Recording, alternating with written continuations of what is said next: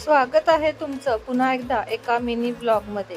नेहमीप्रमाणे सकाळची सर्व कामे आवरली आणि नंतर आम्ही आज फक्त खास DIY बघायला गेलो होतो आणि त्याच्या शेजारीच हे एक मॅक्सचं शोरूम होतं, तिथे भेट द्यायला गेलो होतो। मिस्टर DIY हे मला एकदा तरी पाहायचंच होतं आणि कोल्हापूरमध्ये आल्यापासून एक मोठे DIY आहे हे समजल्यानंतर मी तिथं जायचं ठरवलं। मात्र यावेळेस मी एक आयडिया केली की माझा फोन मी घरीच ठेवला, कारण खर्च होऊ नये आणि आखीचा फोन होता शूटिंगसाठी फक्त जवळ।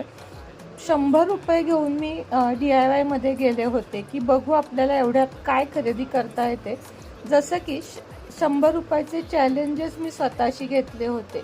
प्रत्येक ठिकाणी गेल्यावर काही खर्च होऊ नये म्हणून ही आयडिया मला खूप आवडली। बघणेही होतं, फिरणंही होतं, कुठं काय मिळतं हेही कळतं आणि शिवाय खर्च होत नाही। म्हणून इथून पुढे ठरवलेलं आहे फोन घरामध्ये ठेवून जायचं, म्हणजे आपल्याला जे हवं ते आपण बघू शकतो, मात्र आपल्या खर्चावर नियंत्रण राहतो। DIY मध्ये अशा अनेक गोष्टी होत्या ज्या रोजच्या वापरामध्ये आपल्याला उपयोगी पडतात आणि त्याचप्रमाणे भरपूर असं नवीन काहीतरी सुद्धा आपल्याला बघायला मिळतं। सांगलीमध्ये किंवा साताऱ्यामध्ये DIY नाही आणि मुंबई पुणे यासारख्या ठिकाणी माझं काही सारखं जाणं होत नाही। कोल्हापूरमध्ये आल्यापासून मात्र अशी छोटी छोटी स्वप्न माझी पूर्ण होत आहेत की मॉलमध्ये फिरणं, DIY बघणं।